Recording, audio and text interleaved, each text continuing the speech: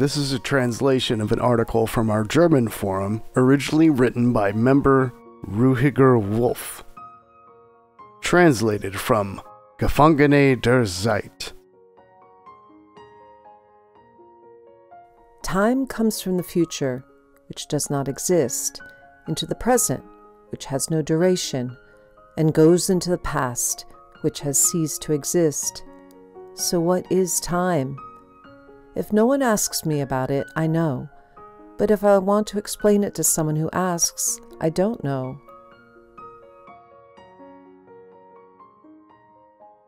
In the past, when there was no possibility of recording on data media or even on paper, one had to rely on people called the keepers of history for extensive information. In the language of the Zulu, a people in South Africa, a person who performs this task is called a sangoma and is held in the highest esteem. In our culture, it has long been customary to be able to keep records on paper. Therefore, we may have to think our way into this situation at first. Why is such respect shown to a sangoma? Well, first of all, it is important to realize that human beings have a limited ability to preserve the past. For one thing, there is the function of human memory. We all know how easy it is to simply forget things. Nor does what we forget always have to do with the importance of an event. Of course, we probably forget unimportant things more easily than things that are important to us. Nevertheless, forgetting is also a kind of protective mechanism. And so we sometimes forget even drastic events simply because it would be too painful to remember them. Remembering is a function of learning. In our memory database, we deposit experiences we have made. We use the resulting knowledge to have a head start in future events. Things that we currently experience have to be evaluated. We have to analyze them and sometimes even try out a certain course of action in a situation. This is both a slow process and a risky one. Being able to retrieve data from our memory ensures that we can recognize the situation while it is still developing and develop a way of dealing with it early on that has a high chance of success in remaining unscathed. This is also called survival mechanism. A person's survival is all the more likely the more attentively he stores and sorts experiences once they have been made and has them quickly available as a reaction in other situations. From the psychological perspective, one would have to add that reactions are the fastest, but not always the most effective behaviors, because situations are sometimes similar, but do not have to be identical. Therefore, there are also situations in which reactive behaviors are available quickly and should protect the person, but sometimes there is no actual danger, because the core of the situation is completely different. As an example, one can visualize the experience of holding one's finger in a candle flame. Surely it is clear to everyone that a single experience is enough and that one does not have to hold one's finger into the candle flame for the repeated time in order to know that a flame is hot. The ability of generalization enables a person to transfer this experience to all other flames. Anything that even looks similar to a flame or has similar characteristics will henceforth be considered a flame, and the person will be correspondingly careful with it. Another example would be the first relationship with the opposite sex. The girlfriend or boyfriend has blonde hair. We all know that a first relationship, a first great love, can be a very formative experience. If this relationship now comes to a painful end, which is often the case, people may generalize experiences from this situation. Every woman or man with blonde hair reminds us of this past experiences and controls our contact with other people. Of course, we know that hair color alone says nothing about a person's character, but at the level at which these kinds of experiences are stored, They primarily serve our survival and initially have nothing at all to do with quality. Survival, in this case, would mean protection from another negative experience within a relationship. Quality would include the chance to get to know a person who also has blonde hair, but is nevertheless a completely different person. Perhaps such an experience would even have the potential to balance out old negative experiences. Nevertheless, for humans, survival is initially more important than quality, what is immediately obvious if one imagines how difficult it is to still be able to make new experiences when not surviving. This should be enough for us to realize that the ability to generalize is an important survival function, and at the same time can be an obstacle to make new experiences. Even then, if a possible new experience would actually be positive for the development of man, it is not said that man will open himself to this experience. In fact, it is far more likely that he will choose to survive. Thus, effectiveness in the sense of whether an action is actually appropriate to the situation does not have to do with the person's stored experience, but is always situational. Every situation in which, despite memory material, is not reacted, but is acted directly, situationally, is stressful, because the person does not know whether a once-made painful experience will not repeat itself. Accordingly, human survival always comes first. In the question of how we humans are integrated in time, however, not only individual experiences play a role, but also the experiences of other people. We are all, despite being individuals, also all a part of a group. In psychology, the term collective is understood differently than in other circles. Here, it does not have the negative character of placing the individual hierarchically behind the collective, as is the case in socialism, for example, but is available as a complementary factor for the maturation of the human being. In this sense, it is even absolutely necessary for the maturation of an individual to include the knowledge of the collective. We all do well to include the experiences of other individuals of our group in our wealth of experience. In C.G. Jungian psychology, the concept of the collective goes beyond other present individuals to include the experiences of our ancestors. Although according to C.G. Jung, this kind of experience is also available on other levels, only the actual handed-down knowledge of our fellow human beings and our ancestors plays a role in this consideration. We include the stories that our parents and grandparents tell us in our wealth of experience. It is even so that partially experiences of other humans who are very close to us are stored as our own experiences. On the reactive level, there is then no longer the question of who had the experience, but only that this very experience exists in our memory database, and that we can refer to it in terms of a greater chance of survival. Now we have an idea of how important it is to preserve experiences. When experiences beyond the life of one person affect the survival of a larger group, it is absolutely necessary to maintain a database that does not end with the death of one person. Furthermore, it is important that there is no longer an emphasis on the individual experiences of the person who records and manages this knowledge, but that sorting is done in terms of maximum effectiveness for the collective. The survival of the collective is even more important than the survival of an individual. This primal knowledge stems from the fact that we all know that we cannot survive without a group.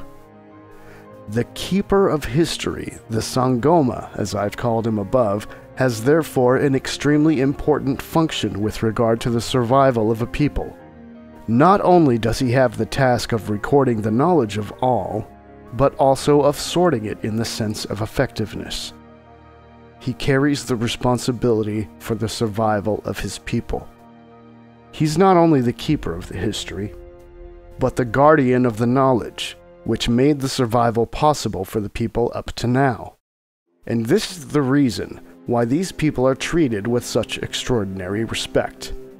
Similar to the warriors, these people bear an extraordinary responsibility with regard to the survival of their people. In a certain sense, and this will concern us in the following, they are even more important than the warriors because the keepers of history can sometimes even prevent wars. In our time, the historians would probably be most comparable to the Sangoma. Even in our time, it is important to be aware of the experiences of the group and the experiences of the ancestors. But what if this knowledge is distorted? What happens to a people that is cut off from its own history? The answer is, it is condemned to relive certain experiences over and over again. This is not only a painful process, as I've explained above, but also one that directly affects the survival of the group. Why, we may now ask ourselves, should such a thing happen? Who or what would have an interest in cutting off an entire people from their experiences? To approach the answer to this question, it is useful to first consider the implications of such an event. A people cut off from its experience, much like an individual who remembers nothing, is condemned to commit the same mistakes over and over again. If there is no way to access experiences once made, only the particular moment remains. From the point of view of survival, a highly explosive situation. From the psychological point of view, man is under high stress and is now extremely susceptible to whispers of all kinds. If someone else were to promise man protection from the unknown at this point, there is a high probability that he will take them up on this offer, even if it costs him a high price. This is also the answer to the question of why people are more likely to choose safety and sacrifice their freedom for it. Freedom is less important than survival in this context. A philosophical approach may lead us to a different conclusion, but on a psychological level, survival has a higher value than freedom. There is always the possibility of regaining one's freedom, but a person's possibilities of survival end the moment his life comes to an end. The penalty of going outside the cultural thought pattern is very real. In ancient times, expulsion from the protective group meant certain death.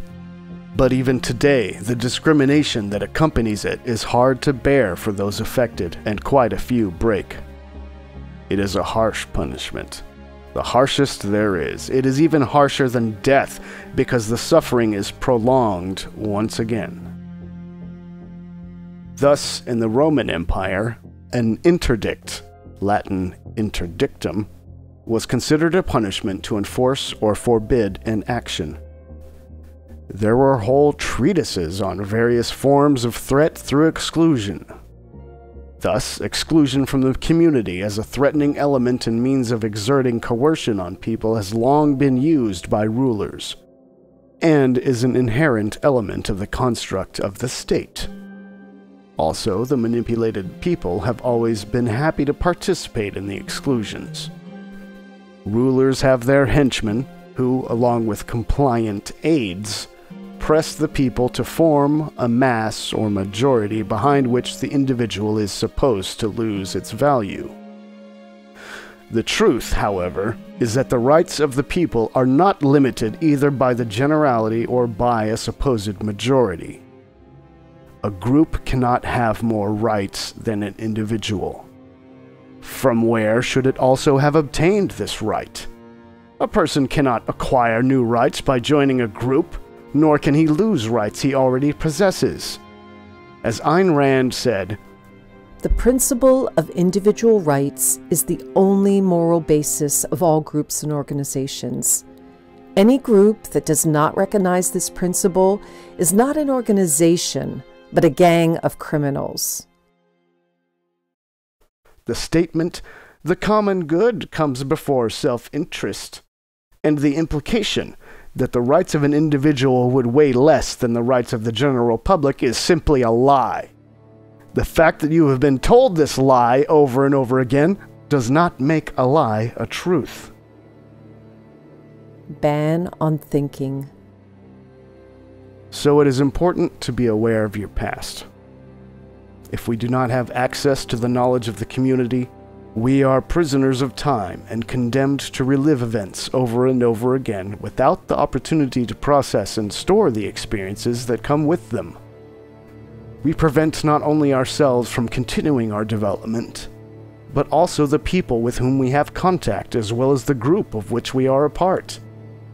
It is an almost closed system, because not only is access to knowledge closed to us, but it also makes it impossible for us to process experiences. Neither can we pass on our experiences to our children or people in our group, nor can we feed our experiences into the group consciousness. Each individual, but also the whole group, remains so much longer than necessary in a lower level of development. However, when unfettered access to experienced knowledge is available, we learn quickly and develop effective ways of dealing with situations. Jeremy Locke, author of the book The End of Evil, puts it in the following words. The crucial key to understanding our world is to understand the nature of evil. Evil attacks the value of human beings in denying them the opportunity to make their own choices, in denying them the opportunity to grow through learning and understanding. Free access to experienced knowledge is thus elementally important. We cannot make decisions unless knowledge is available to us. Certain knowledge is deliberately withheld from us so that we cannot take pending developmental steps. We cannot free ourselves from domination because the strategies of domination are hidden from us. The rulers themselves have an interest in hiding these mechanisms from us, because otherwise we would realize that ultimately domination is the real evil, because it prevents us from following our path of development. Jeremy Locke goes on to say, Concealment is the distortion of principles. Obfuscation is the creation of false ideas to hide the truth. Sometimes this is done by simply adding ideas to the actual truth to disguise the nature of the original truth. Evil uses concealment to confuse the minds of people. Obfuscation distorts principles so that people are unable to learn. Evil uses concealment so that you are unable to gain knowledge. Evil does this to deprive you of your freedom. So we are urged to examine very carefully what knowledge is being withheld from us. Evil hides knowledge in many ways. By concealment and distortion, but also by erasure. Important elements are simply omitted and deleted from the historical consciousness of humans. The resulting gaps are then filled with false information, mostly makeshift. Because it is difficult to falsify historical events by erasure, since the used lies naturally have errors, an investigation of these areas is mostly made more difficult by prohibitions. The very areas you are not allowed to investigate are very likely to contain important building blocks for understanding the principles of evil. It is very likely that important elements lie buried under prohibitions of thought. Truths do not need prohibitions on thinking. Only lies need to hide by concealing or distorting what is actually happening. Let's continue listening to Jeremy Locke. There are people who want to destroy your freedom. They want to control you so that you cannot become the person you want to be. To control you, they take away by force the freedom you were born with. Culture knows that people discover fewer truths when they have to deal with artificial entanglements. If we are not free to try ourselves, we cannot learn and we cannot grow. Love, prosperity, and knowledge are all things that are possible only with freedom. As a human being, the degree of freedom you need is unlimited. Freedom is of infinite value to human beings. If evil destroys freedom in any area of your life, it limits your wisdom, your love, and your joy. So we can be almost certain prohibitions show us the way. In other areas too, we now know that prohibitions often serve not our safety, but the safety of the rulers. Promised security and control by the rulers are two inseparable instruments of the rulers. That which is forbidden to you thus shows you the way. Rulers have to hide behind prohibitions because otherwise the evil in it would be right in front of people's eyes. Man himself does not need any prohibitions because he is naturally equipped with ethical and moral basic principles.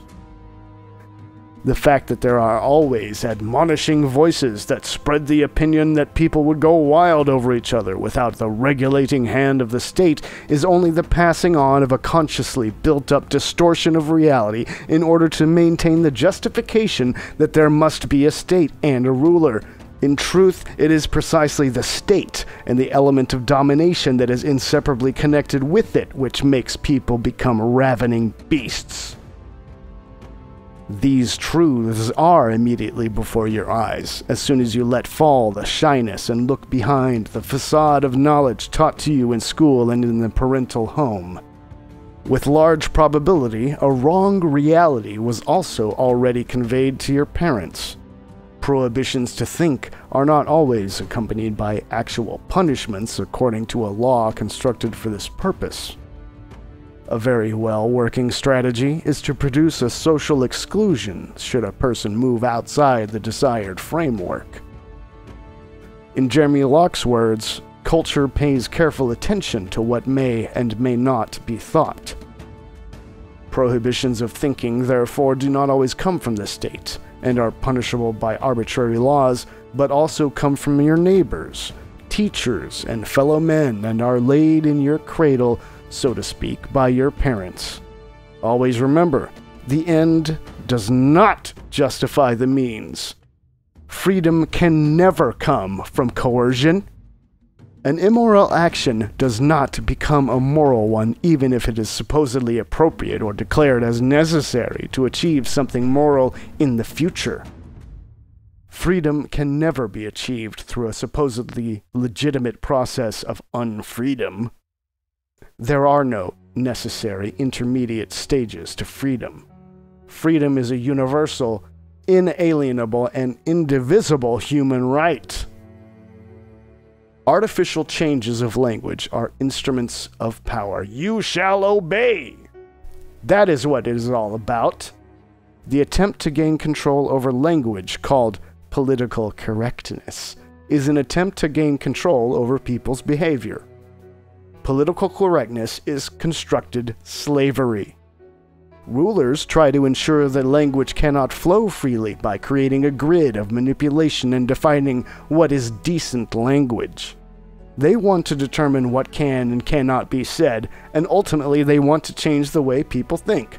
According to Jeremy Locke, the attempt to gain control over people's speech and thinking is evil incarnate, controlling vast amounts of human emotion, labor, thought, and speech.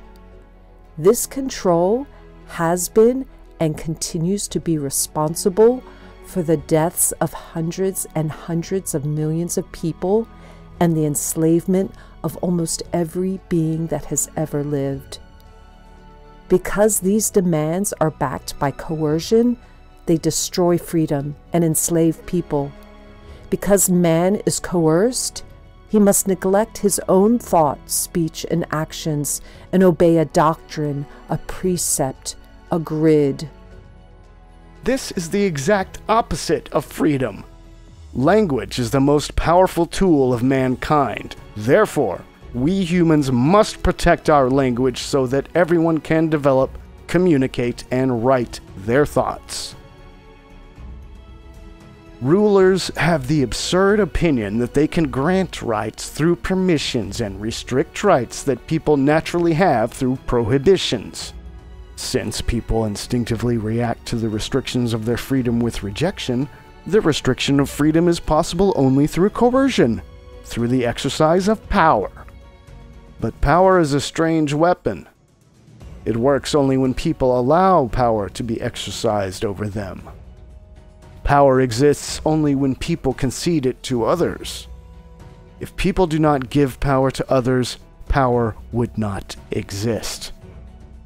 As long as people acknowledge a ruler, there will be someone to rule them. Even in democracy, people give power to a ruler. Even though this system gives people the apparent choice of electing a new ruler every 4 years, they continue to be ruled and degrade themselves into slaves. There are rulers only as long as people believe they need a ruler. There are rulers only as long as people believe to be a slave themselves. The ruling system, democracy, is the enforced we, in which coercion is always directed against a minority and legalizes robbery and violence against this minority. In terms of majority rule, it is always like two wolves and a sheep voting on what to have for lunch. In truth, rights cannot be limited by the general public or by a supposed majority. Democracy can be described as another variety of monarchy. Democracy nonetheless involves the hierarchy of a class system, which divides into ruling and being ruled. It is more difficult to recognize as a system of domination because the ruler no longer comes along as one person, but in a group, using the apparent legitimacy of a majority to oppress and rob people. Yet, beneath the surface, this system is just as parasitic. Community can never be created through egalitarianism of a forced we. Incidentally, the term constitutional state is an oxymoron. The terms law and state do not go together. Likewise, the whole clamor of politicians that the rule of law is in danger is a joke. It becomes particularly absurd when the term freedom is used in the form liberal democratic basic order. Rule of law and democracy have nothing to do with freedom, and the only order meant here revolves around the politician's retention of power. The king has his guard. The state has its police chief. The commander, the military police. It always revolves around exerting physical coercion on others. The people are governed under the threat of force. But the more a leader uses this force, the less actual power he has. It is an admission of a regime's failure. A failing regime shows its failure by using only the means of exercising rule by force. When, within democracy, politicians increasingly lose the support of a large part of the people, their power dwindles. From this moment on, the inherent nature of democracy as a form of rule becomes visible. From now on, it is just another form of tyranny. Your principles as a human being are to be confused by these constructs of the rulers so that you recognize rule. Democracy is the means to limit your freedom by supposedly superior rights of a majority or the general public. When the state claims it must protect or strengthen democracy, what it really means is that it wants to limit your inalienable right to freedom. Every free person threatens democracy simply because he rejects domination. The treasure of knowledge. An individual developing in freedom finds community within himself. Humans do not need external laws. Otherwise, they would not even be able to discover the natural laws inherent in humans. Who could create external laws if there is no one higher than others? The monarch decides and sends out his henchmen to enforce his will. Nothing else happens in a democracy.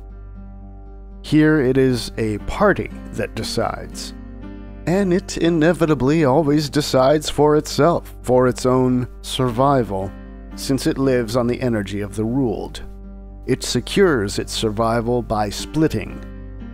But right cannot be divided into public right and private right. Every divided right is injustice. No one has more rights than others. No one can divide right or make laws that include this division. It is an injustice system and not sustainable. Man is capable of another form of living together. By coercion, freedom can never arise. The right is not divisible. Man does not need leadership. We do not need politicians who decide for us. They do not do this anyway, even if they promise it again and again. Every ruler, every politician always decides for himself. Freedom takes place where people recognize their part in the survival of the system and withdraw support from it by returning from a forced we to the I and coming together in communities with other individuals. In such communities, not everyone is equal, but everyone is of equal value. Freedom is the ultimate and highest good, the alpha and the omega. Without freedom, growth and development is not possible. At the beginning of our life, we are dependent on someone accepting us as belonging to him, and so it remains throughout our life. Even if later we are no longer unilaterally dependent on another person, but at the same time also play an active role in the care system. One of the psychologically most devastating threats is not to be able to maintain the care. Of course, it is not, or probably least of all, in fact, the denial of food, but the denial of closeness to others, the denial of the warmth that comes with not being alone. Ultimately, behind the fear of death is also the fear of falling out of the world and no longer belonging to it. Because humans are social beings, they become physically and or psychologically ill when they no longer have contact with other living beings. And here a nurturing, supportive contact is meant, and not one that lies in constant rejection or conflict with otherness. So today, when we find ourselves in a society where people are excluded from the community because they have a different opinion or because they point out to others something that is not wanted, it is a punishment that is basically even worse than death and is exercised in full awareness of this harshness. Once again, we can discover inhumanity in the hypocritical do-gooderism. The judges surround themselves with the beautiful appearance of political correctness and are nevertheless nothing else than executioners. People who have shed their scruples about using this knowledge of psychological function to their own advantage have greatly refined their tactics over time. The fundamental knowledge that fear is an excellent catalyst for manipulating people is the basis of today's politicians. And based on this is the subtle control of people's behaviors down to the smallest details of their lives. Most people are far too unconscious to even notice this control, garnished still with the imposed assumption that they would not be influenceable as humans. They are particularly easy victims. And this cannot be made clear enough. It is precisely the assumption that humans would not be manipulable that makes them easy victims. It is not crazy to think that humans would be easily manipulated by media like television or words and pictures, but the assumption that they would not be. One factor why many people cannot free themselves from this trap is that they are cut off from their past. They are prisoners of time and condemned to go through certain situations over and over again without ever being able to store the experience that goes with them or to pass it on to other people in their group or their descendants. Historians in this period are usually unaware of their responsibility, and so willingly pass on distorted knowledge. Not only the erasure, i.e., the erasing of empirical values in the past, but also the distortion of the past is a falsification. To present things differently than they actually were is, besides the disappearance of certain events, the common method to let people be prisoners of time. Historians are mostly employed by the state through colleges and universities and are directly alimented by it. It is quickly determined which knowledge is desired and which is not. If the person in question continues to poke around in areas of the past that contain forbidden knowledge, it will either be quickly made clear to him by superiors or he will lose his job.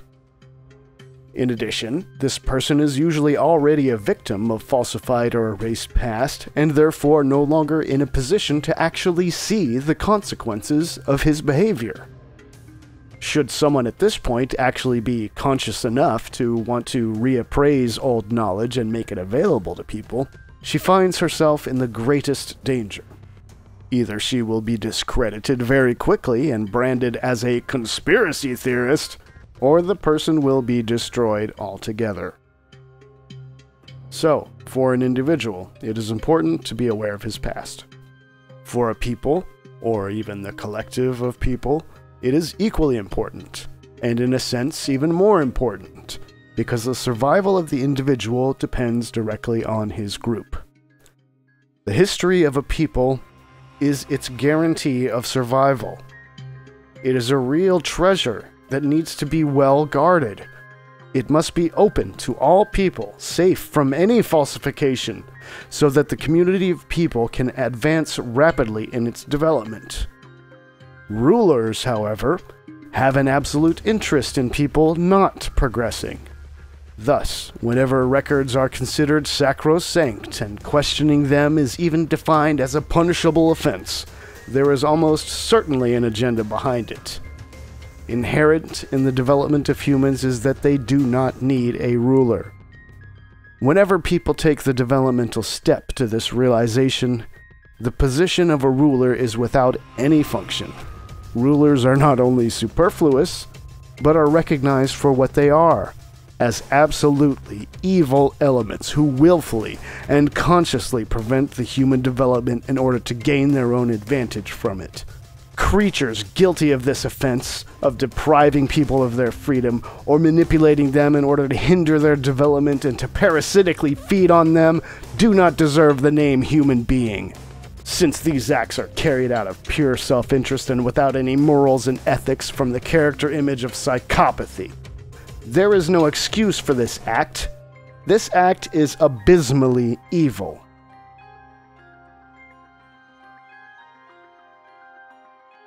Liberation.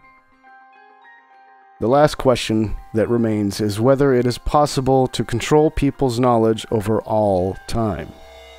What we can say so far is that all hindrances to human development have not been enough to make all humans prisoners of time for all time. Nature itself seems to have an interest in development going forward.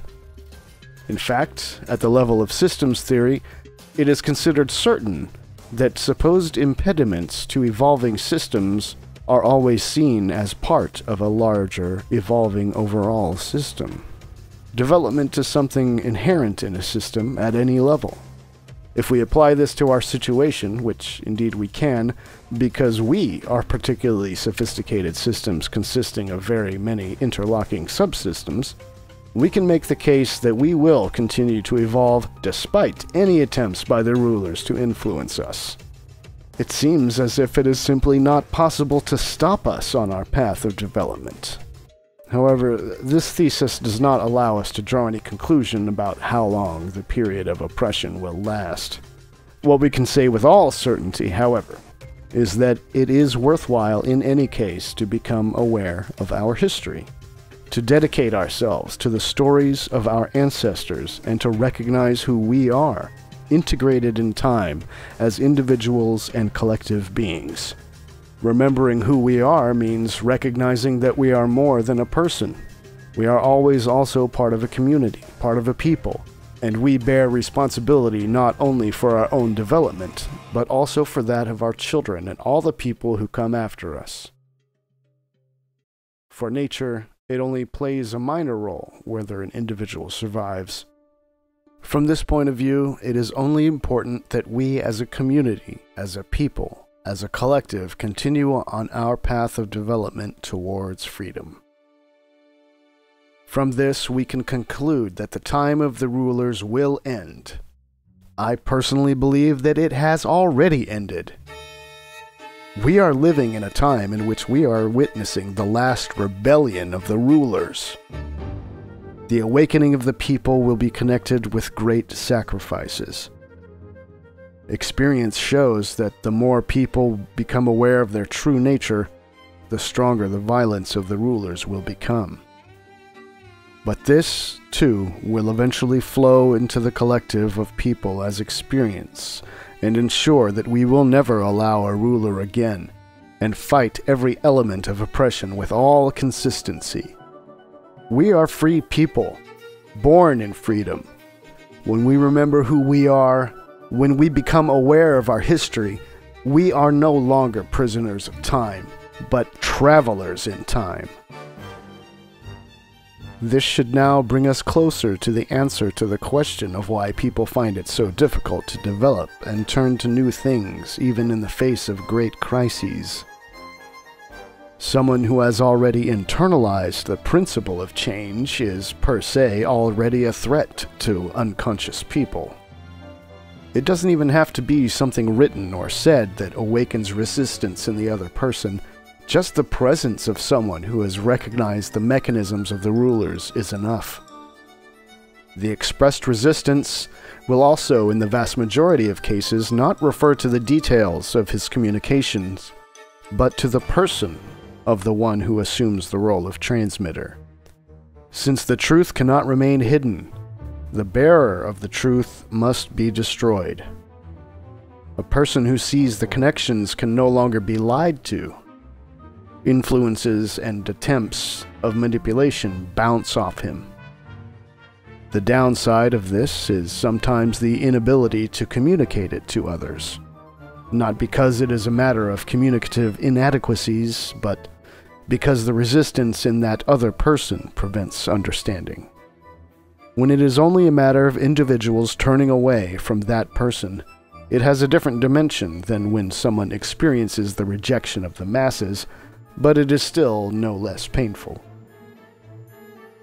At all times, there have been people who mustered the courage, and as pioneers of freedom, unearthed important knowledge. Even if these people had to endure severe suffering in their attempt, and not infrequently even lost their lives, they left us a gift.